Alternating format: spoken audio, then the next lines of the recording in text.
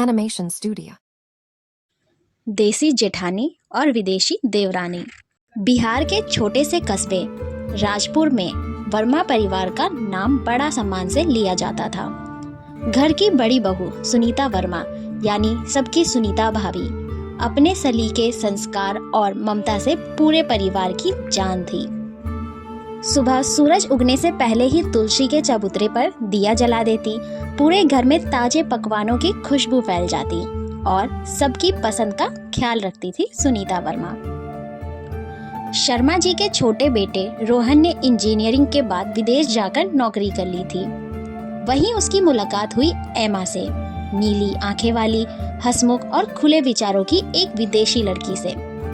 कुछ महीनों की दोस्ती प्यार में बदली और एक दिन रोहन ने अपने घर पर वीडियो कॉल किया और वीडियो कॉल पर वह घर वालों से कहता है, माँ पापा, मैं अब शादी करना चाहता हूँ, लेकिन जो लड़की मुझे पसंद है वह भारतीय नहीं है।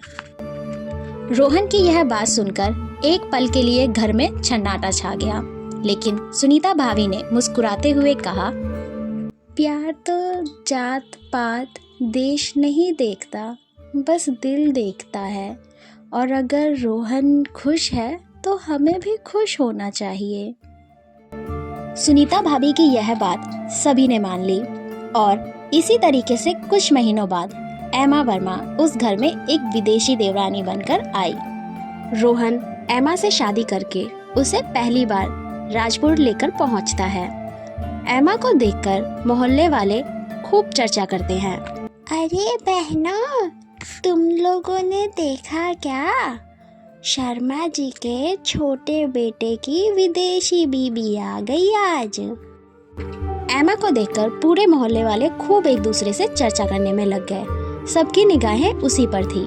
गोरी त्वचा, सुंदर बाल, मॉडर्न कपड़ों में बेझिझक मुस्कुराती हुई आई वो।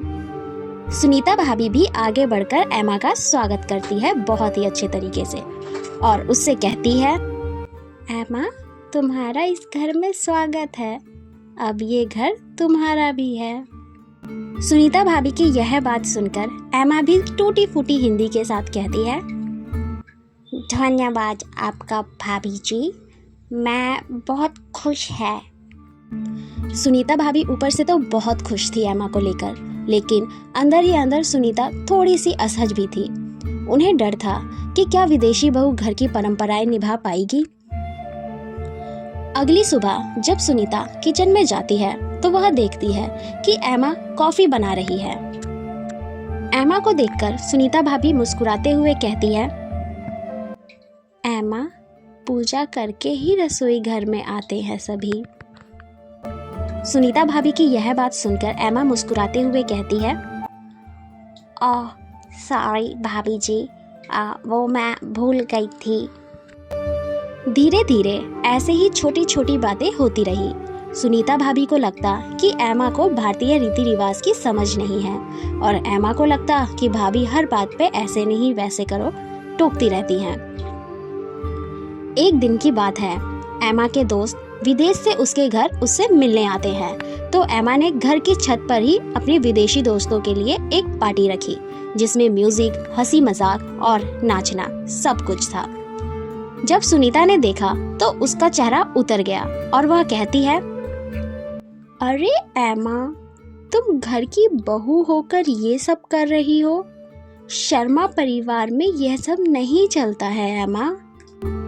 सुनीता भाभी की यह कठोर बात सुनकर एमा को बुरा लगा और उसने जवाब दिया, भाभी जी, मैं तो बस अपने दोस्तों के साथ ही थी, छत पर ही पार्टी कर रही थी, तो इसमें तो कोई गलत बात नहीं है। एमा, मैं तुम्हारी बात समझती हूँ, लेकिन हमारे यहाँ बहू का मतलब होता है मर्यादा, ना कि मनमानी। ये बात तुम भी समझ लो अब। सुनीता भाभी की यह बात सुनकर एमा और सुनीता के बीच उस दिन पहली बार ठंडी दूरी आ गई। रोहन ने भी अपनी तरफ से पूरी कोशिश कर ली एमा और सुनीता को समझाने की, पर रोहन की कोई बात नहीं बनी। कुछ ही हफ्तों बाद करवा चौथ आ गया। सुनीता ने सुबह ही सुबह सज धज कर व्रत रखा।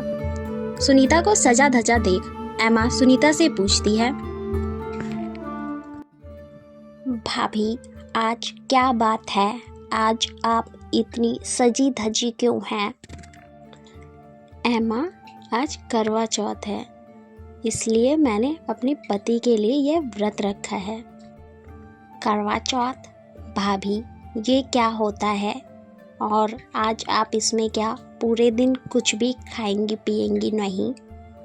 हाँ एमा, क्योंकि ये जो व्रत होता है वो पति की लंबी उम्र के लिए होता है, इसीलिए आज के दिन जितनी भी सुहागन औरतें होती हैं वो कुछ भी खाती पीती नहीं हैं और शाम को चांद निकलने के बाद पति के हाथों पानी पीकर ही अपना व्रत को तोड़ती हैं। ये व्रत जो है एमा, हमारे पति पर हमारा प्यार जताने के लिए होता है। अच्छा भाभी, फिर तो मैं भी रखूँगी अपने रोहन जी के लिए ये व्रत। लेकिन एमा, तुम्हें तो इसकी आदत नहीं है ना, फिर तुम कैसे रखोगी? अरे भाभी, प्यार में तो सब कुछ हो जाता है ना, तो क्या मैं अपने रोहन जी के लिए इतना नहीं कर सकती?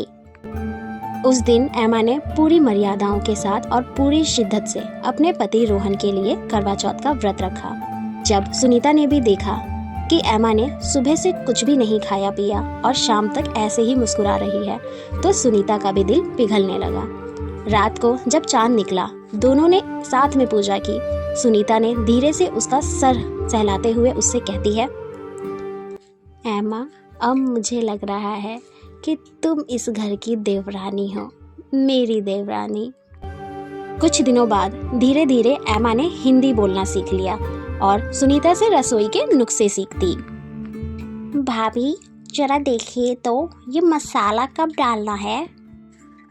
और एमा सुनीता को अंग्रेजी सिखाती और सुनीता कहती, एमा ये हाउ आर यू, मैं सही बोल रही हूँ ना? घर में अब दोनों की हंसी गूंजने लगी थी। एक दिन पड़ोसन मीमा ने सुनीता को ताना मारते हुए कहा, अरे सुनीता, तुम्हारी देवरानी तो बिल्कुल गोरी मैम है, भारतीय बहू जैसी तो लगती भी नहीं है। तभी सुनीता मुस्कुराकर बोलती है, बहुत दिल से भारतीय होनी चाहिए, रंग और भाषा से हमें क्या मतलब है मीना आंटी। एमा ने यह सब सुन लिया। तभी एमा भाभी से कहती है, भाभी आप मेरी इंडियन माँ हैं। एमा की यह बात सुनकर सुनीता हंस पड़ी और बोलती है, और तू मेरी विदेशी गुड़िया है।